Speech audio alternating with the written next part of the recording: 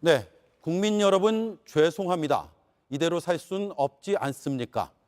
거제에서 울려 퍼지는 노동자들의 목소리입니다. 왜 스스로를 가두는 선택을 할 수밖에 없었는지 직접 들어보겠습니다. 김형수 거제통영고성 조선하청 지회장이 나와 있습니다. 자, 지회장님, 폭염 속에서 농성을 이어온 지 한 달이 돼갑니다. 노동자들의 건강이 걱정인데 어떻습니까? 예, 벌써 50일이 되어 갑니다. 폭염 속에 현장을 지킨다고 우리 조합원들이 땡볕에 앉아서 하루를 보내고 있습니다. 그러나 조선소 뜨거운 철판 속에서 일하던 노동자들이라서 생각보다는 잘 견디고 계신 것 같습니다. 예, 정부가 공권력 투입을 시사하고 있습니다. 현장에서 어떻게 받아들이고 계십니까? 굉장히 놀랐습니다.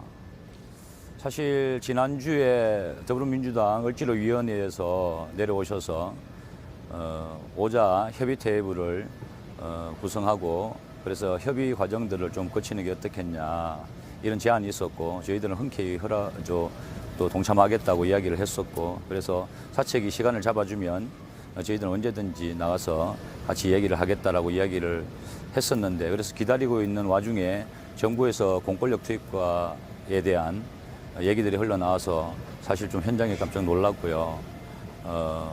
지금 현장에 있는 노동자들은 이 사태를 어떻게 받아들여야 되나 고민하고 있습니다. 네, 공권력이 투입되면 걷잡을 수 없는 상황이 벌어질 거다 이렇게 밝히셨던데 어떻게 대응을 하실 생각입니까?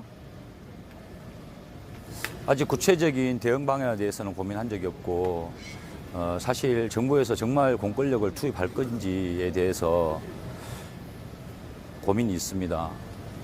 지금 저희들 구사대 폭력 때문에 밀리다시피 해서 지금 이 투쟁을 하고 있는데 이것까지 와서 또 공권력이 투입된다면 저희들이 어떤 선택을 해야 될지 고민이 깊어지지 않을 수가 없는 상황인 것 같습니다. 예, 오늘 현장을 찾아온 장관들이 있습니다. 대화를 하셨는데 희망을 좀 보셨습니까?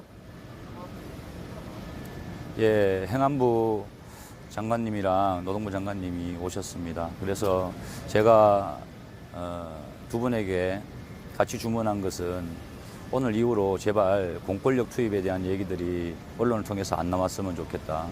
안 그래도 힘들게 투쟁하고 있는 하청 노동자들인데 정부가 보호하지는 못할 망정 공권력 투입에 대해서 계속 이야기를 하면 도대체 우리는 어떻게 하란 말인가 라는 말씀을 드렸고요.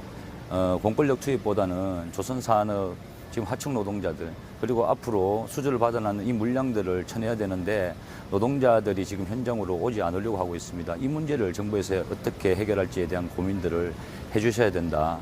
이런 부탁의 말씀을 드렸습니다. 네, 당초의 요구는 임금 30% 인상입니다. 그런데 엄밀하게 따져보면 이게 인상이 아니라 원상 회복이라고 주장을 하고 계십니다. 그 이유를 들어볼 수 있을까요?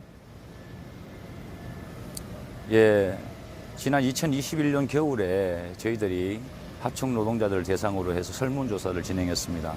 2,110명의 하청 노동자들이 설문조사에 동참해 주셨고 거기에서 하청 노동자들이 임금 30%를 요구하고 있다는 것을 확인했습니다.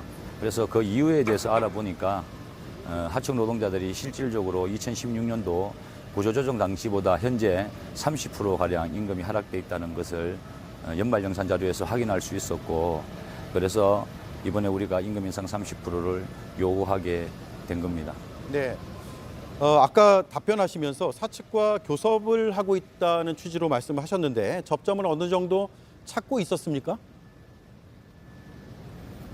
예, 접점이 찾아지지는 않았지만 지난 1년 동안 하청업체 우리 사장님들하고 교섭을 진행했을 때 임금 인상에 대한 필요성에 대해서는 모두가 공감했습니다. 그러나 개별 하청업체에서 임금 인상에 대해서 요구하더라도 들어줄 수 없는 상황이라는 것을 노동조합에게 이야기를 했고 저희들도 사실상 지금 현재 대우조선원청 특히나 산업은행이 관리하고 있는 현장에서 개별 사업장에 있는 대표들이 임금 인상에 대해서 자기들의 입장을 밝힐 수 없다는 것을 알고 있기 때문에 저희들은 또 집단 교섭을 이야기했던 것이고요. 그래서 공론화 과정을 거쳐서 조선산업 발전을 어떻게 할 것인가 함께 고민해보자 이런 제안들을 한 일이 있습니다. 네. 한 평도 안 되는 철 구조물에 몸을 스스로 가두고 있습니다. 그리고 15m 고공으로 올라가는 상황도 벌어졌습니다. 그 이유를 들어볼 수 있을까요? 예, 앞서 잠깐 말씀드린 대로 저희들이 한 8군데 거점에서 파업 투쟁을 하고 있었는데 파업 시작하자마자 업체들이 대체 인력을 투입하고 그리고 또 우리 거점에 대우조선 원청의 구사대들이 침탈을 시작했습니다. 그럼에도 불구하고 우리는 이것이 공권력 투입을 위한 도발이다라고 판단해서 그 도발에 대해서 대응하지 않고 폭력을 그냥 고스란히 받아들였습니다. 그 과정에서 우리 여성 노동자가 허리뼈가 부러지는 증상을 입고 지금 병원에 입원해 계시고요. 그럼에도 불구하고 우리는 폭력을 쓰지 않는다라는 기조 아래 투쟁을 이어왔습니다. 하지만 밀리다시피 밀려서 어쩔 수 없이 이런 투쟁으로까지 이어진 것 같습니다. 네. 부디 협상이 원만히 잘 해결되기를 바라겠습니다. 말씀은 여기까지 듣겠습니다. 고맙습니다. 네, 감사합니다. 네.